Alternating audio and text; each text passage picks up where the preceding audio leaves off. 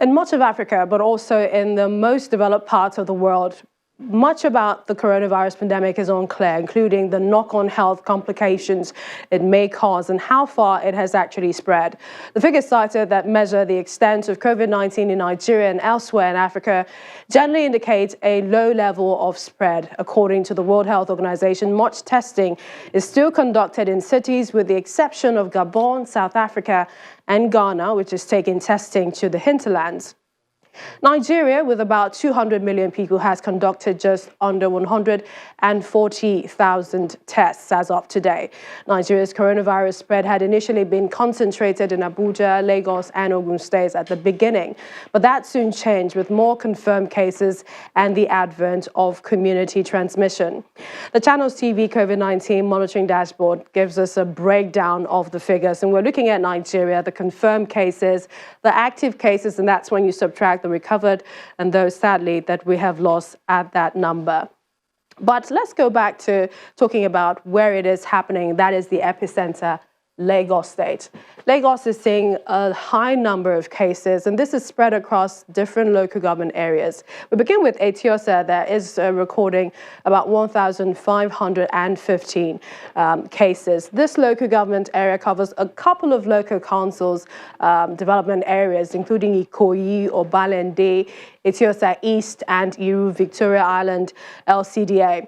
If we go by 2006 census data, that's very far indeed. The area has a population at that time of about 300,000, but that since, of course, has definitely enlarged from then. But due to its being the former location of the nation's capital, Etiosa is home to a number of domestic and international businesses. It's also people there, mostly into fishing, farming, and trading. The next highest local government area in Lagos State is Alimosho. Alimosho is seeing about 663 cases. It has the largest local government by population, and we also have the record of about 1.2 million, the figures as at, of course, the 2006 census. But other estimates say that over 2 million, with regards to what it is, might be now. Confirmed cases, and in terms of confirmed cases there, we're looking at 663. Koshofe is next, the third highest, 659. We have Ikeja, that's also seeing another high in terms of COVID-19 cases at 620. But one other thing we're also seeing are some local government areas that have reported less cases, and you see areas like Ekpe and Badagry. We'd like to bring in a guest to join us now. He's joining us via Skype to give us perhaps an explanation to why indeed Lagos seems to be recording a high number of cases in its community transmission stage. We have the Deputy Director of Research, Nigerian Institute of Medical Research. He's also the Head, Infection Control and Biosecurity, Dr. Gregory Ohinhoi. He joins us now via Skype. Thank you for joining us on the program. Always a pleasure, Millicent. All right, let's begin with what you noticed from the cases we're seeing in Lagos. Apparently, Lagos is recording a daily rise in cases, but we're seeing a lot more in some of these locations, local government areas like Etiosa, Alimosho, than perhaps other areas. Why is this?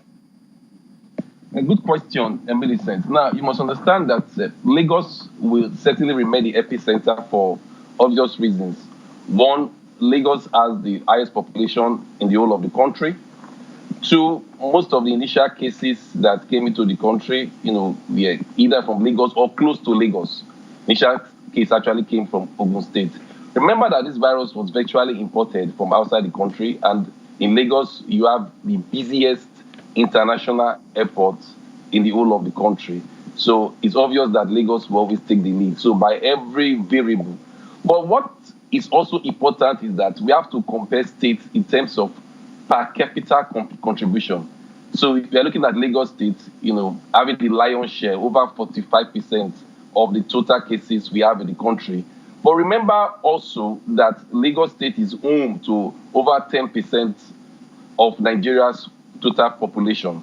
So if you look at per capita sharing of this burden of the disease, you will discover that it will cancel itself out. If you look at population for population in terms of the disease, you will discover that probably the spread may be virtually uniform, and we need to analyze the data to look at that in terms of the per capita contribution. Now, two, let's break it down to Lagos.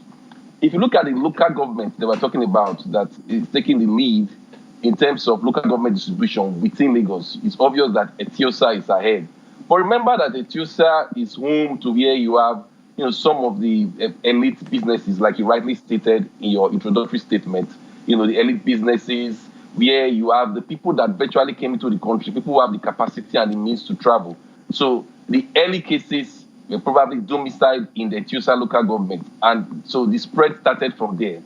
But I know that very early in this pandemic in Lagos, we had this nest of infection that took place in Alimosho area. So that has been growing steadily. So in other words, I would say that the first person that got the infection, or the first local government that got exposed, would definitely remain higher than other local governments.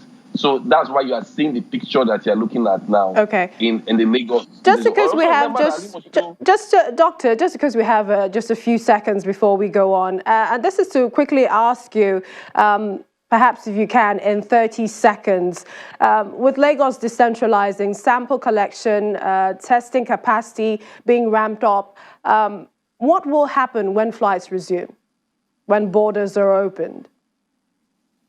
Now the possibilities are that, one, when borders are open, definitely the infection will move across these regional borders, state borders, and go to other countries, other states, I mean. But I'm not so worried. Like I said, the spread along the country in terms of per capita measurement is almost uniform. So that's why I'm in support of the fact that lifting the border across states and also allowing flights to resume makes a lot of sense, because the infection has spread around, the pandemic has spread virtually around the nation. And so there's no state, as it were, that is really spared. Even the states that are claiming to be spared, like Kogi and probably Cross River, we know that there's a lot of controversy in those states. So every state has received, its fair share and fair burden of the disease. And when flights are open, there will be movement across the borders, the movements across the states, but it will not really juggle the dynamics of spread as it is currently. So it will not significantly negatively impact the spread. We appreciate your time, Dr. Gregory Ohihoy, Director of Research at NIMA. Thank you for joining us. Now